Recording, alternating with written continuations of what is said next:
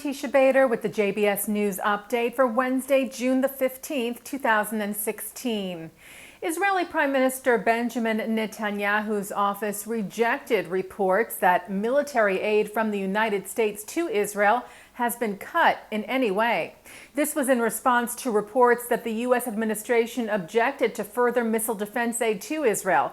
But the Prime Minister's office today stated that this was not true, explaining that, quote, there is an internal debate between Congress and the White House on the size of the annual supplement to the missile defense program. Further saying that Netanyahu is working on the assistance agreement between the U.S. and Israel for the next decade. The PMO concluded its statement saying that not only will security assistance for missile defense not be cut, it will be increased. The attempt to turn the dialogue with the U.S. into a domestic Israeli political tool is improper, and expressions of panic are not warranted. Haaretz reports, citing several Palestinian media sites, that a senior member of Hamas has fled to Israel. Bassam Mahmoud Baraka, who is from the terror group's military wing, reportedly left his home in Gaza a few days ago and has not been seen since. Baraka is said to hold a great deal of information about Gaza terror tunnel operations. There are also reports that Baraka got to the border fence between Gaza and Israel and gave himself up to IDF soldiers who were waiting for him, and that the Red Cross told Baraka's family that he was now in Israeli custody.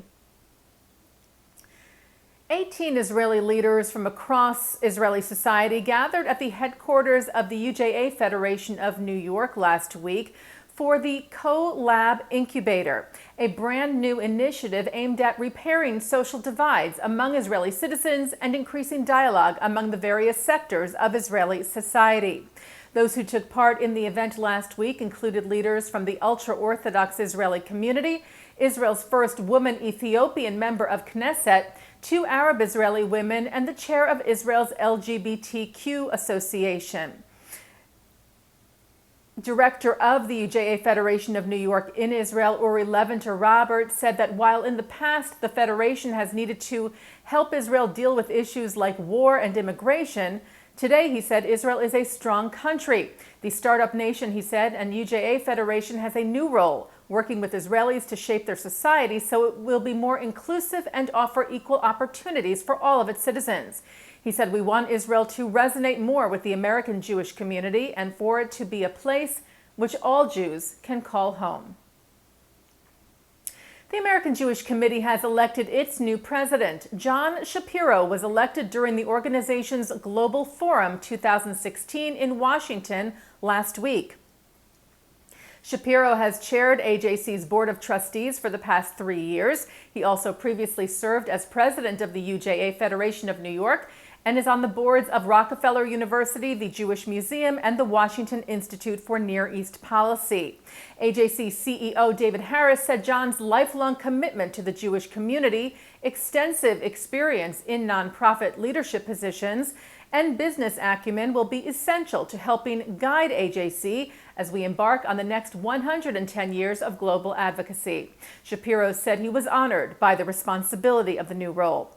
He said the challenges are enormous, from the pernicious efforts to delegitimize Israel to the resurrection of anti-Semitism, especially in Europe, to the BDS movement activities on campuses. But AJC, he said, is as ready as ever to step up our engagement with and advocacy on these critical matters. Shapiro replaces outgoing President Stanley Bergman. And staying with the American Jewish Committee, at the Global Forum, awards were presented for moral courage to 2 men who played vital roles in the historic raid at Entebbe rescue of more than 100 passengers and crew on a hijacked Air France jet on July the 4th of 1976. Michel Bakos was the captain of the flight. He, along with the other 11 crew members, chose to stay with the Jewish hostages after the 148 non-Jewish passengers were released by the Palestinian terrorists. Also honored was Tzvi Har-Nevo, who was lead navigator of the Israeli rescue mission. Israeli Prime Minister Benjamin Netanyahu's brother Yonatan led the daring rescue and was killed during the mission. Har-Nevo said at the ceremony, "I still think of Yoni today and remember his bravery, his heroism, and his moral courage." And taking a look now at our programming for tonight on JBS for Wednesday, June the 15th. At 7:30, Mossab Hassan Youssef, who is the son of a major Hamas leader who was recruited by the Mossad to be an agent of Israel, talks about the war with religious Islam. At 8 o'clock, Israel's ambassador to the UN, Dani Danon, Malcolm Hoenlein of the Conference of Presidents, Kenneth Babb of Amenu, and Brooke Goldstein of the Lawfare Project talk about ways to combat the global BDS campaign in a program of the American Zionist Movement and the World Zionist Organization at the UJA Federation of New York. At 9, entertainer, musician, and author Jake Ehrenreich talks about growing up with survivor parents and his book and one-man show, A Jew Grows in Brooklyn. That's on L'chaim with Mark Golub. At 10 tonight, Canada's former Justice Minister Irwin Cotler addresses global anti-Semitism. And coming up right after this newscast tonight at 6:30, it's Thinking Out Loud with Micah Halpern. And that's the JBS News Update for Wednesday, June the 15th, 2016. I'm Teisha Bader.